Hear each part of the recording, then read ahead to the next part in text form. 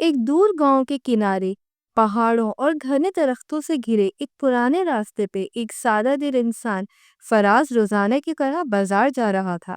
وہ کپڑے بیچنے کا کام کرتا تھا اور اپنا رزق محنت سے کماتا تھا۔ اس دن موسم کچھ بدلا بدلا سا تھا، ہلکی ٹھنڈی ہوا، پرندوں کی چہچہاہٹ اور درختوں کی سرسراہٹ نے ماحول کو پراسرار بنا دیا تھا۔ جنگل کے بیچوں بیچ چلتے ہوئے فراز کی نظر اچانک ایک منظر پہ جا رکی۔ ایک ننھی سی مکڑی جو اپنے جال پر خاموشی سے بیٹھی تھی، ایک بڑا سا پرندہ جھپٹنے کے لیے اس پہ لپک رہا تھا۔ مکڑی کو اچانک احساس ہوا کہ کوئی پرندہ اس پہ جھپٹنے والا ہے۔ وہ بیچاری ڈر گئی۔ فراز کو اس کی بے بسی پہ ترس آیا۔ اس نے زور سے آواز لگائی اور ہاتھ ہلا کے پرندے کو بھگا دیا۔ پرندے کچھ لمحے جھجکا پھر اڑ کر غائب ہو گیا۔ مکڑی تیزی سے اپنے جال سے نیچے اتری اور جیسے ہی وہ فراز کے قریب پہنچی، اس کی ہونٹوں سے انسانی آواز نکلی۔ تم نے میری جان بچائی ہے، میں تمہاری یہ نیکی کبھی نہیں بھولوں گی۔ ایک دن میں تمہارے احسان کا بدلہ ضرور چکاؤں گی۔ فراز حیران رہ گیا۔ وہ سوچنے لگا یہ تو کوئی عام مکڑی نہیں ہے۔ وہ کچھ بولنا چاہتا تھا مگر مکڑی پلک جھپکتے ہی غائب ہو گئی۔ چند دن گزر گئے اور فراز اس واقعے کو بالکل بھول چکا تھا اور اپنے معمول کی زندگی میں مصروف ہو گیا تھا۔ ایک دن اس کے دروازے پہ دستک ہوئی۔ اس نے دروازہ کھولا تو سامنے ایک دبلی پتلی مگر پروقار لڑکی کھڑی تھی۔ اس کا لباس سادہ تھا مگر اس کے چہرے پہ بہت رونق تھی۔ اس نے فراز کو سلام کیا اور کہا، کیا آپ مجھے کام پر رکھ سکتے ہیں؟ مجھے کام کی سخت ضرورت ہے۔ یقین کریں اس سے آپ کو بھی فائدہ ہوگا۔ فراز نے کچھ دیر سوچا۔ اسے لڑکی کی سچائی اور معصومیت پسند آئی تھی۔ اس نے کہا، تم کیا کام کر سکتی ہو؟ لڑکی نے کہا، آپ مجھے کچھ کپڑا لا دیں، میں اسے سی کر تیار کر دوں گی اور آپ بازار میں بیچ آئیے گا۔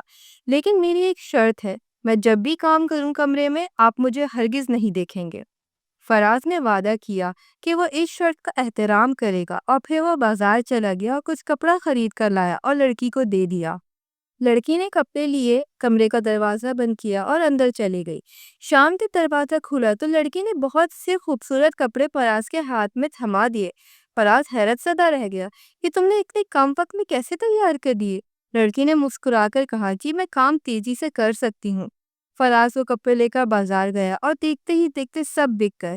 اگلے دن اس نے مزید کپڑا خریدا اور پھر وہی عمل دہرایا گیا۔ ہر روز لڑکی کی رفتار تیز ہوتی گئی اور کپڑے پہلے سے بھی زیادہ خوبصورت ہونے لگے۔ رفتہ رفتہ فراز کا کاروبار خوب چمکنے لگا۔ لوگ دور دور سے اس کے تیار کردہ کپڑے خریدنے آنے لگے۔ اس کی غربت ختم ہو گئی اور وہ ایک کامیاب اور خوشحال تاجر بن گیا۔ دن اسی رفتار سے گزرتے جا رہے تھے، پر ایک دن فراز کے دل میں خیال آیا، آخر یہ لڑکی اتنے خوبصورت اور اتنے سارے کپڑے اتنی جلدی کیسے تیار کر دیتی ہے؟ جب اس کا تجسس حد سے زیادہ بڑھ گیا تو اس نے اپنی دی ہوئی شرط کو توڑنے کا فیصلہ کیا۔ اگلی شام جب لڑکی حسب معمول کمرے میں بند ہو کے کام کر رہی تھی، فراز دبے پاؤں کھڑکی کی طرف گیا۔ اس نے آہستگی سے پردہ ہٹایا اور جو منظر اس کی آنکھوں کے سامنے آیا وہ حیرت سے پتھر کا ہو گیا، کیونکہ کمرے میں لڑکی موجود نہیں تھی بلکہ وہی مکڑی بیٹھی تھی جس کی اس نے کچھ دن پہلے جان بچائی تھی۔ اور وہ کوئی عام مکڑی نہیں تھی، اس کے ہاتھ تیزی سے حرکت کر رہے تھے اور وہ حیرت انگیز مہارت سے کپڑے سی رہی تھی۔ اس کے ہر ہاتھ میں سوئی دھاگا تھا اور وہ پلکتے جھپکتے میں ہی ایک جوڑا تیار کر رہی تھی۔ فراز سانس روک کر یہ سب دیکھ رہا تھا کہ اچانک مکڑی نے اپنا سر گھما کر کھڑکی کی طرف دیکھا۔ اس کی آنکھوں میں دکھ اور مایوسی تھی۔ اگلے ہی لمحے وہ سب کچھ چھوڑ چھاڑ کر کمرے سے چھلانگ لگا کر غائب ہو گئی۔ فراز کو شدید افسوس ہوا اور وہ خود سے شرمندہ تھا۔ اس نے وعدہ کیا تھا کہ وہ اسے کبھی نہیں دیکھے گا، لیکن اس نے اپنا وعدہ توڑ دیا تھا۔ اگلے دن فراز مکڑی کو تلاش کرنے کے لیے اسی جنگل میں گیا جہاں اس نے پہلی بار اسے دیکھا تھا۔ وہ بہت دیر تک جنگل میں ادھر ادھر گھومتا رہا، یہاں تک کہ ایک بڑے درخت کے نیچے اسے ایک بوڑھا شخص نظر آیا۔ اس کے چہرے پہ دانائی جھلک رہی تھی۔ فراز نے اسے مخاطب کیا، کیا آپ نے ایک عجیب سی مکڑی دیکھی ہے جو شاید انسان تھی؟ تو بوڑھا آدمی مسکرایا اور کہا، وہ کوئی عام مکڑی نہیں ہے بلکہ وہ ایک جادو زدہ شہزادی ہے۔ ایک ظالم جادوگر نے اسے مکڑی بنا دیا تھا۔ وہ صرف اپنا احسان اتارنے والے شخص کے ذریعے ہی دوبارہ انسان بن سکتی تھی۔ تم وہی شخص ہو جس نے اس کی جان بچائی تھی، مگر تم نے اپنا وعدہ توڑ دیا۔ فراز کی آنکھیں دکھ سے بھر گئیں۔ کیا اب کچھ ہو سکتا ہے؟ اس نے اس بزرگ سے سوال کیا۔ بوڑھے نے کہا، ہاں، اگر تم اس جادوگر کو ڈھونڈ کر اس کا طلسم توڑ دو تو شہزادی کو نجات مل سکتی ہے۔ بوڑھے شخص نے فراز کو جادوگر کا مقام بتایا۔ فراز دن رات کا سفر طے کرتا، پہاڑوں سے گزرتا، ندیوں کو پار کرتا، یہاں تک کہ وہ ایک سنسان پہاڑ کے دامن میں پہنچ گیا جہاں جادوگر کا قلعہ تھا۔ جادوگر نہایت طاقتور اور غرور سے بھرا ہوا تھا، پر فراز ہار نہیں مان سکتا تھا۔ اس نے جادوگر سے کہا کہ وہ شہزادی کی روح کو واپس کر دے، پر جادوگر نے اس پہ حملہ کرنے کا سوچا۔ فراز کو اس بوڑھے بزرگ نے ایک جادو کی تلوار دی تھی۔ فراز اور جادوگر کے بیچ جب مقابلہ ہوا تو فراز نے نہایت مہارت سے جادوگر کو وہ تلوار سے شکست دے دی۔ پھر ایک چھوٹی سی جادوئی بوتل جس میں شہزادی کی اصل روح قید تھی، فراز نے اسے وہاں سے اٹھا لیا اور جنگل میں واپسی کا سفر طے کیا۔